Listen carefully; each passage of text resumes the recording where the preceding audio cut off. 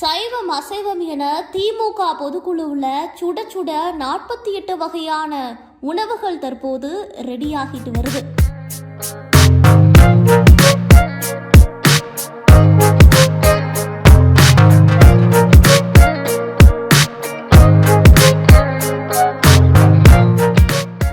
மதுரையில் திமுக பொதுக்குழு கூட்டம் இன்று நடைபெற்று வருகிறது. இதற்காக திமுக தலைவரும் தமிழக முதல்வருமான மு.க. ஸ்டாலின் சென்னையிலிருந்து விமானம் மூலமாக நேற்று மதியம் மதுரைக்கு சென்றடைந்தார்.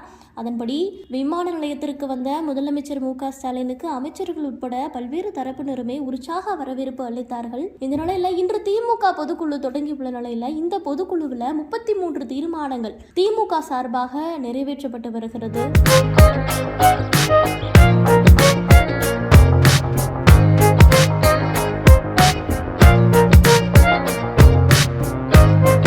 மதுரையில் 48 ஆண்டுகளுக்கு பிறகு இன்று திமுகவின் பொதுக்குழு கூட்டம் நடைபெற்று வருகிறது.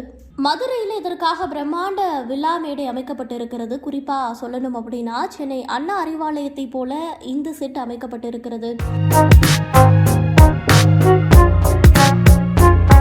இந்த பொதுக்குழுவில் 3000 உறுப்பினர்கள், பிற கட்சி நிர்வாகிகள் அப்படின்னு 10,000 பேர் வரை கலந்து கொள்ளலாம் அப்படின்னு சொல்லப்படுகிறது. பொதுக்குழுவில் பங்கேற்பவர்களுக்கு தேவையான உணவுகள் பிரம்மாண்ட கூடத்தில் சமைக்கப்பட்டு வருகிறது. நேற்று இரவு முதலே சமையலுக்கான பணிகள் தொடங்கி நடைபெற்று வருகிறது. இன்று காலை முதல் உணவு சமைக்கும் பணியானது தீவிரமாக நடைபெற்று வருகிறது. இந்த பொதுக்குழுவில் சைவம் மற்றும் அசைவ உணவுகள் தயாராகி வருகிறது. 24 வகையான சைவ உணவுகள், 24 வகையான அசைவ உணவுகள் தயார் செய்யப்பட்டு வருகிறது. இது தொடர்பான வீடியோ காட்சிகளை பார்த்து வருகிறோம்.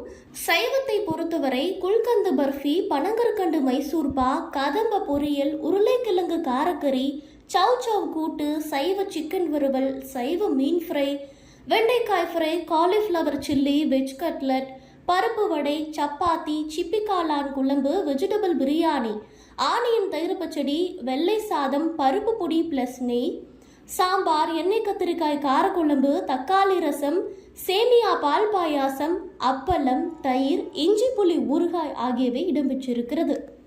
அதே போல அசைவத்தை பொறுத்தவரை பன் அல்வா, மட்டன் எண்ணெய் சுக்கா, மட்டன் காடி சாப்ஸ், மட்டன் உப்புக்கறி, மட்டன் கோலா உருண்டை, மட்டன் ஒயிட் குருமா, வஞ்சர மீன் வறுவல், நாட்டுக்கோழி மிளகு கறி, சிக்கன் 65, ஆம்லெட், மட்டன் பிரியாணி, எலும்பு குழம்பு, தயிர் வெங்காயம், சாதம், எலும்பு தால்சா, ஐரை மீன் குழம்பு, மட்டன் குழம்பு, ரசம், மோர், ஊறுகாய், ஜிகர்தண்டா, ஐஸ்கிரீம், பீடா, வாழைப்பழம் ஆகியவை இடம்பெற்றிருக்கிறது.